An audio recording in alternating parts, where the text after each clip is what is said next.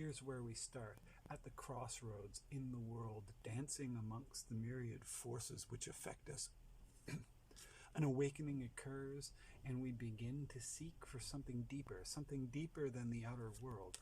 This epiphany blooms like a flower in our consciousness, and everything seems to be about our miraculous spiritual rebirth. However, the sun rises and it also sets, and soon thereafter there is a path of testing which tempers us through a darkness where we cannot see that which we previously were able to perceive so clearly, and yet we must walk the path one step at a time.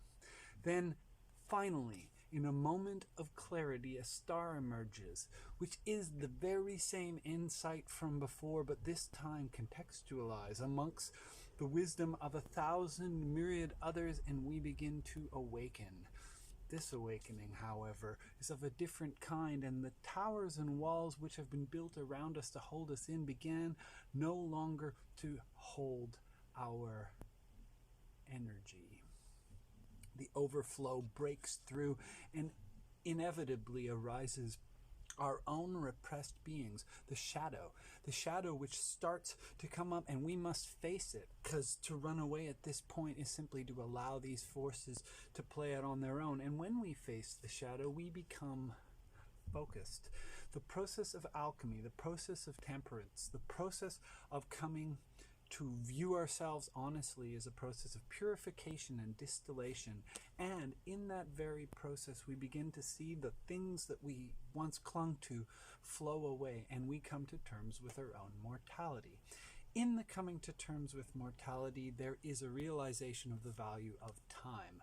This realization has an incredible pivotal effect on our being. We are inverted, we are turned upside down, if you will, and we begin to see the shape of our lives in terms of its negative space. What does that mean? This means that we take upon us the limits that allow us infinite freedom. We learn to find and do our true will, our true nature. We follow the path that is uniquely ours.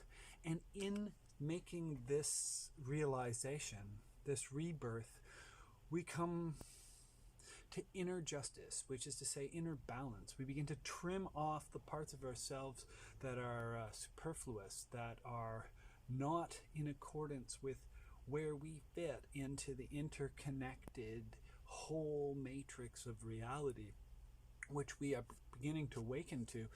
And that moment, once we have that sense of coming to balance, is when things start to spin around us. We find our way to the center of the wheel, which is a place from which empowerment occurs, and it's also a place from which wisdom deepens. And the seed held in the hand of the hermit is the initiate's tree of life, which begins to grow in the desert of our own despair.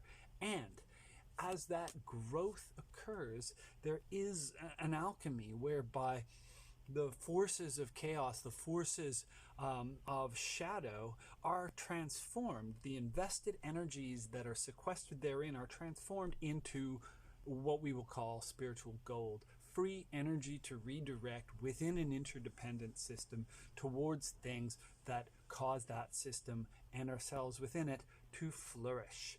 And that gold is the very same fuel that derives our ability to bring the whole system of thought and being and experience together and drive it towards our destiny, which is essentially basically the outcome of our own realized true nature. Now, upon this road, we find partners who test us, who become fortifications of our loyalty and our respect and our responsibility, because it's only amongst the myriad others that our spiritual reawakenings have any meaning at all. And so we come to terms with our partners, and so we find traditions existing in the world which share this wisdom as it has been passed on for thousands and thousands of years. And the irony is that the traditional is not fixed. The traditional renovates itself in order to adapt to the temporal.